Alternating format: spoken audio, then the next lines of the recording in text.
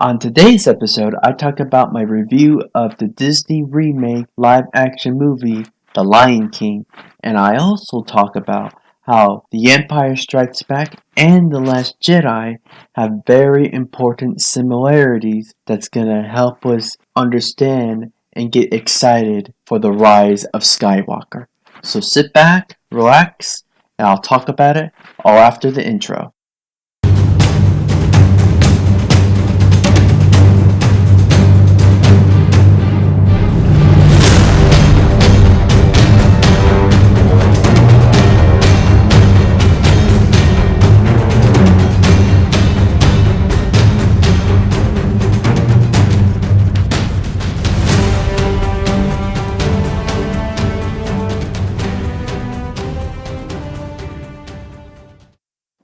So first of all, I want to thank you all who are listening to this podcast right now. I want to thank you for listening to another episode of mine, and I like to thank you for listening to the topics I have to say, going around all of movie news and blockbuster news and even Star Wars news. So I just want to put that out right now. Like every episode I do and every episode that anyone listens to of mine, I want to put it out right there that I want to thank you. So, let's get to the topics. Number one, the Lion King review. What did I think of Disney remaking and putting into live action the beloved and amazing feature that came out in 1994? I'm going to say this right here, right now. It was disappointing. I can't believe I am saying that right now. One of the greatest cinematic movies to ever be put on the big screen. Live action or even animation. That 1994 animation Lion King movie was one of the greatest cinematic experience me or I think anyone has ever had in a movie theater. And when they remade this movie, it did not live up to what the original did, at least for me. Now, when you look on Rotten Tomatoes, it's going to be split down the middle. Yes, it's going to get its money. I have no doubt. It's going to go way over $1 billion. But personally, for me, as a viewing experience and how I saw that movie, it just wasn't the same. I mean, they got the music back. They got Mufasa back. They pretty much did the story how it was in animation. So, because I really don't have to put spoiler warning because everybody knows what happens in this movie. Yeah, there is a couple of different lines. There is a different kind of way they go with it, but it's generally the same. There's not some big twist. You've seen The Lion King. If you haven't seen The Lion King, I'm sorry. Go see it. It's an amazing movie. See the 1994 movie. That's an amazing experience. And I'm jealous of you if you have not seen it because I want to feel that first time I ever saw the 1994 version of The Lion King. But back to the live action one. I mean, you still had Mufasa as that strong and epic character. And you still had the same dialogue with the little changes here and there. But there was something missing. Now you can say it was the directing of the voices. That's a good possibility. Um, you can say that with it being live action and being photorealistic, not having the same kind of emotion behind the animals, that could be a excuse.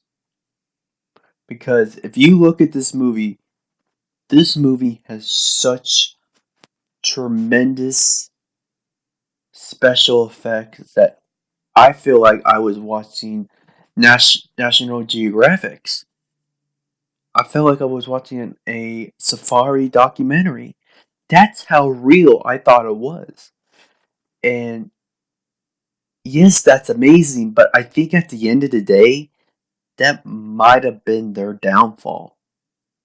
Because I think that they wanted to make this movie so realistic, so photoshopped realistic, that I don't think how they adapted this movie from the 1994 version did not work. I did not feel the emotion. They did a pretty good, okay job with Simba's emotion when he was a cub, but after that, you just don't feel that heart. You don't feel the emotion that all the animals exude throughout the movie.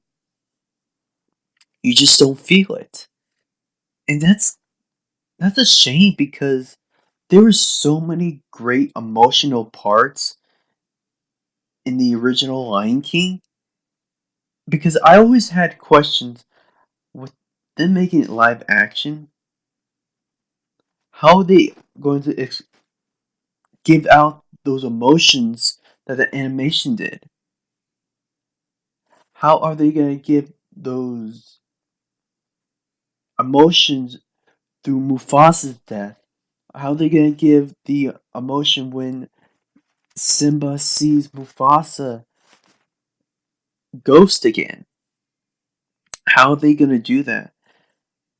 And I guess you could sum up this movie as looking pretty on the outside, but no heart on the inside.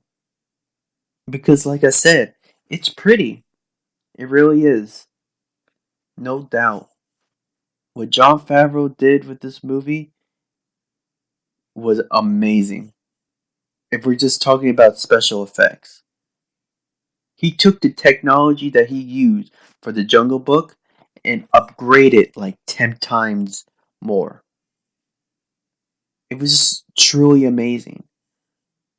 But I think by him going so realistic, he just forgot and left out the heart. And I think another problem that I had with the movie was the voice acting. No doubt, it was the voice acting. And for me, I wish they would just have gotten voice actors, because Donald Glover, who played grown up Simba, he was okay. He never really stood out. Um, Beyonce, that plays Nala, to be perfectly honest, I think they just got her on for the music, because she didn't bring nothing new. I like Beyonce. She's wonderful. She has wonderful talent. But she brought nothing to this role. And to think of it, with her other acting performances, she never brought anything to that either. From Dreamgirls to Austin Powers, she didn't bring anything to those roles. I mean, don't get me wrong, her singing talent, her overall talent is extraordinary.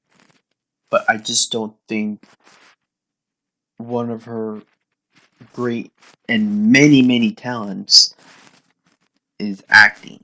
Because voice acting is very hard, because you are really putting all emotion and all heart into a character that you're trying to put through the screen.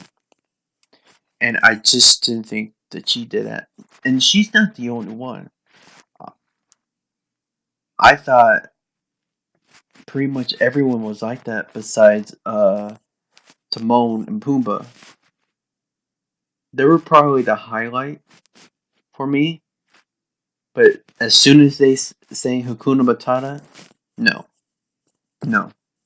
It, it really had a bad taste in my mouth. So I had to go watch the 94 version just, to get the goodness of The Lion King back into my heart. And I was really looking forward to this movie. I really thought this was going to be a great live action Disney remake, but it's just one of those times where Disney is just remaking these movies and they can't compare to the original. And I think that's my worry about these remakes, that they're just a cash grab and they're not, and they add nothing to it. They add absolutely nothing. And I think that's kind of disappoints me, that at the end of the day it's just them getting more money. Because as more and more times these remakes come out, I mean, it's not even up to the caliber of the original. Now, there are some exceptions. Like, I really like Jungle Book. I still prefer the animated one, but I really love Jungle Book. And besides that, I can't really think of any live action remake of the animation movies they've done that I would prefer over the other. I mean, Cinderella was good. It wasn't great. I'll still watch the animation one much more. So, I think these remakes are very concerning for me because I'm just losing a lot of faith in these particular kind of movies that Disney is putting out. Because if they're just going to give a cash grab, if they're just going to put out these kind of movies or just leave out all the heart of it and all the joy that it brought to all these people, including me,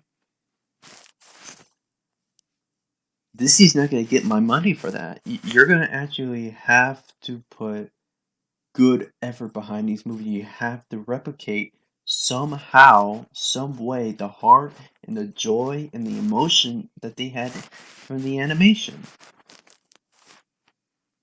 So, I think that's kind of my consensus of the Lion King remake. It has amazing special effects. Timon and Pumbaa is good. And everyone else is pretty bland.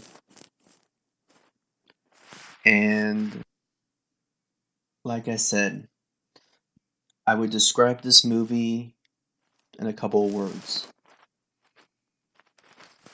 Pretty on the outside, has no soul on the inside. That's how I would say it. That's my bottom line of my review.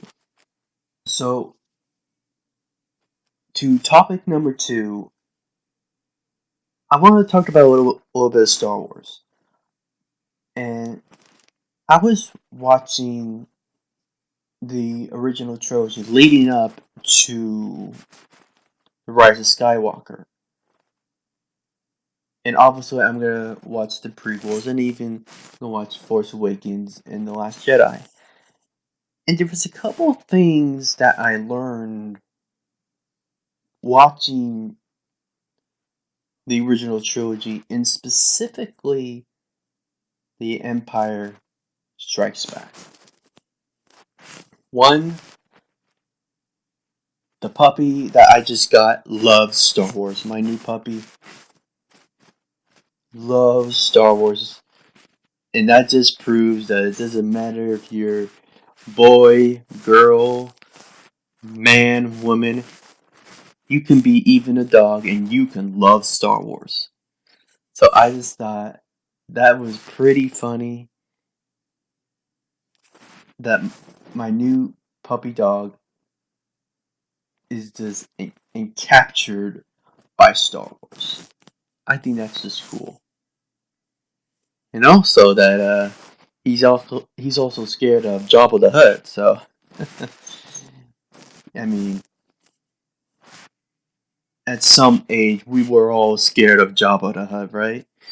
You know, sometimes he makes my stomach turn. So I just thought that was just adorable that my new puppy just loves Star Wars. He loves watching Star Wars. His eyes is always connected to the screen when it's always on. So, but the second thing that I was kind of realizing that I cannot believe that besides The Empire Strikes Back, there has not been a woman writer that has been involved writing a Star Wars movie except from The Empire Strikes Back. That's just crazy to me. It's just crazy to think of there's been only one woman writer that's been on these saga movies.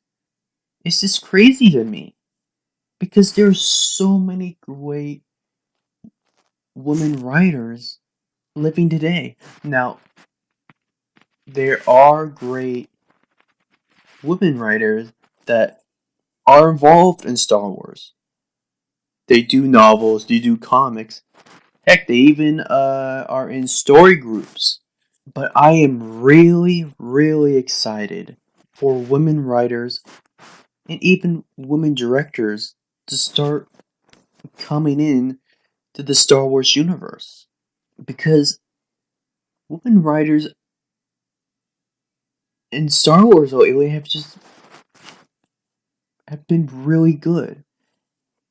If you just look at a few like Claudia Gray, she's been amazing in writing books for Star Wars. You can say she's had the one of the best books recently in the canon.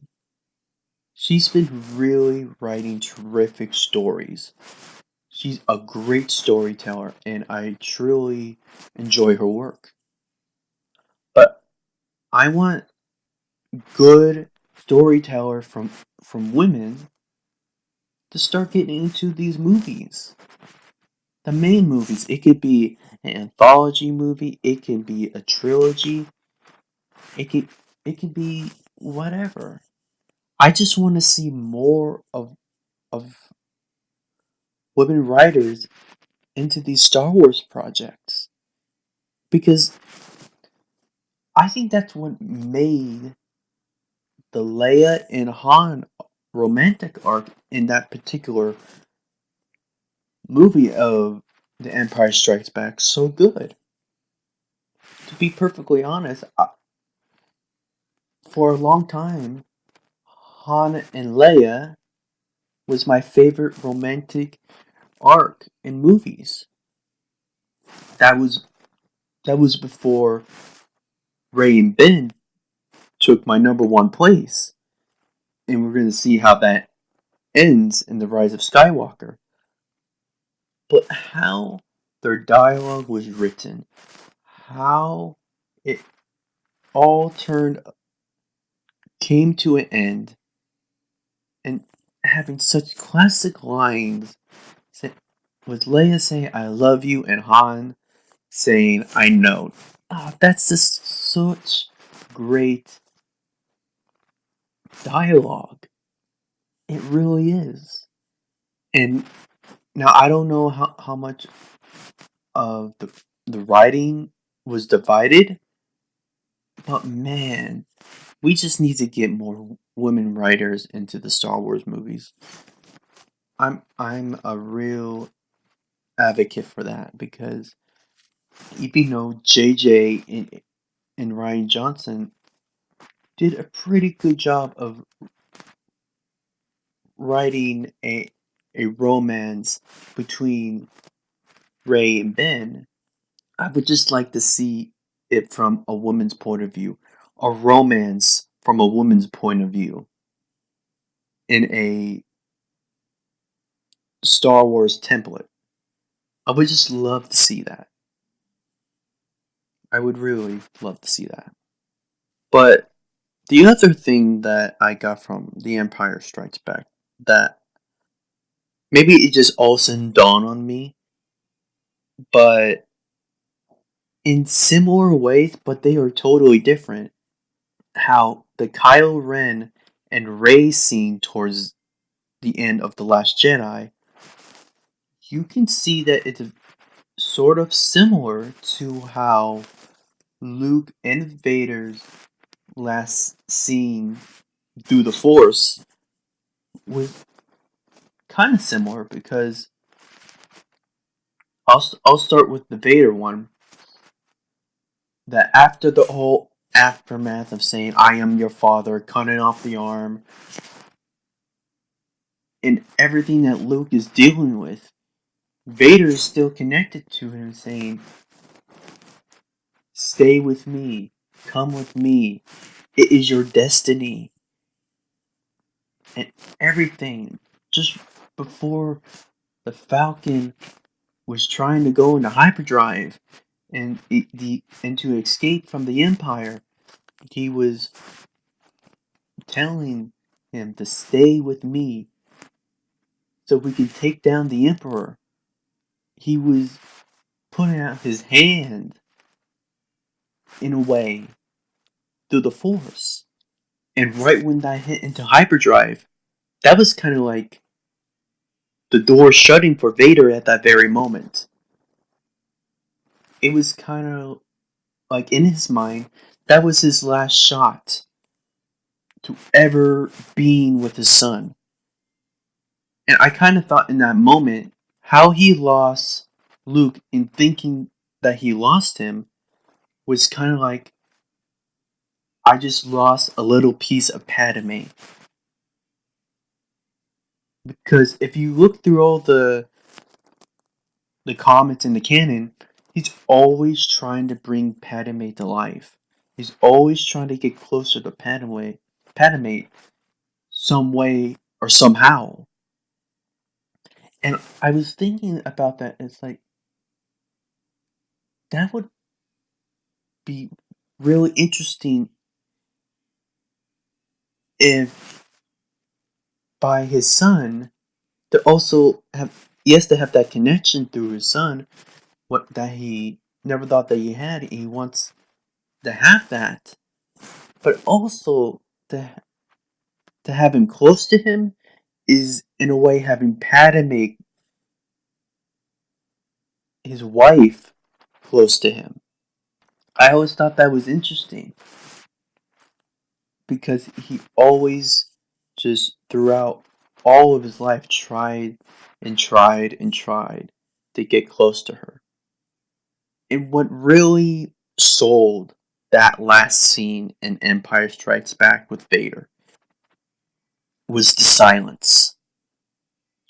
It was the silence of looking out that window and seeing that thinking that his son would be gone forever and that he would never connect with him. And having that moment of silence and just walking away with sorrow and sadness and regret. It wasn't anything triumphant. It really wasn't anything villainy in any sort of way. It was at that moment when Anakin was shown for the first time in the original trilogy, we actually saw the heart of Anakin and by him just walking slowly and thinking. Because we always see Vader walk with purpose. We've always seen Vader walk with an intention and villainy. But the last time we see him in Empire Strikes Back, the last thing he does is slowly walk and think with his head down. In his mind knowing, I just lost my son forever. Having that sorrow and regret. And that's, I think, what made me to think how the last scene between Rey and Ben was kind of like, just like Vader and Luke. Even though Luke did not shut a door in his face, it was kind of like it because it was the same thing that Vader felt when Rey did it to Ben. So both of them were distraught. Both of them were in sorrow and regret and hurt. May have been for different reasons, but they had the same feelings. Ben had regret of choosing power over the girl Rey feeling connection with. And I believe I remember Ryan Johnson said he thought about that last scene kind of like a Revenge of the Sith. That once that helmet was about to go down, he instantly was starting to regret all of the things he did because of power. He just wanted his wife safe, and he let power control him, and he let power win. And if he could change everything, he would choose Padme.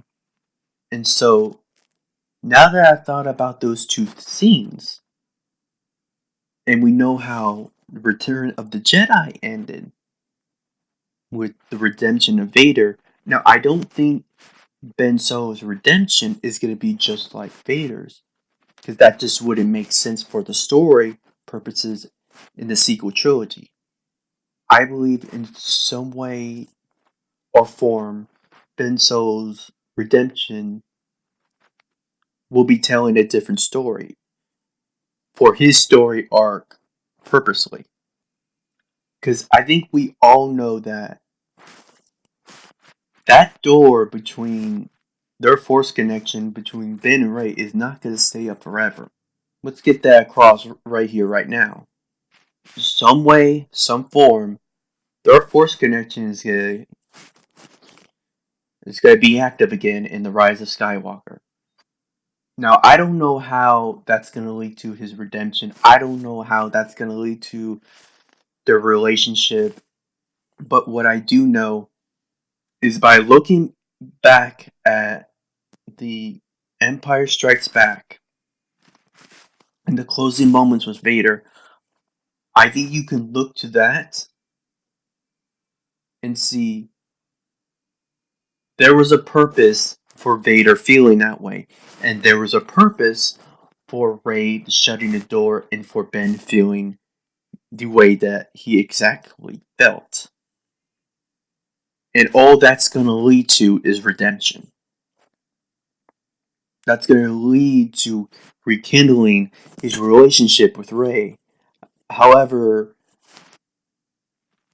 the arc of that's going to end. However, the movie is going to end. It's going to be very exciting how that's going to come to a resolve and how J.J. Abrams is going to resolve that relationship towards the end of the Skywalker saga and to the sequel trilogy. And put a nice big bow on this big, tremendous saga. I'm really, really excited to see how this all goes down. Because that just really got me excited in knowing that I have no doubts about Ben Solo's redemption, even though it's going to be different. But by the endings of those two scenes of Vader and Ben, I think if I was you, I would not worry. Yes, anything can happen. Anything can happen. But if I was a betting man, which I'm not, I would be betting a pretty good amount of money that Ben's going to be redeemed. We're going to get a great, intimate, close to the relationship that is Ben and Ray in a romantic way, or however it goes down. I think it's going to be in that form. It's just going to be a great, hopeful, super happy ending to the Skywalkers. And I'm excited to see that go down. So, yeah, I think that's this what I thought about watching or rewatching the original trilogy, and specifically The Empire Strikes Back. But I want to hear from you. I want to hear your comments. I want to hear what you think. Am I wrong? Am I wrong to think this? Am I crazy to think this? Or am I onto something? Am I onto something that what JG might do? So give me your feedback. Give me your comments so we can have a discussion here. What do you think about what I've discussed about how the ending of Empire and the ending of The Last Jedi kind of really have set the stages for Ben Solo's redemption? So hopefully I hear what you have to say, and I can't wait to hear your feedback. So that's going to be the end of the podcast today. And I want to thank you again for listening and just hearing me out for what I have to say for this week. So I want to thank you, and I hope you have a great and wonderful weekend. Until next time, you have a great week. Okay? Bye.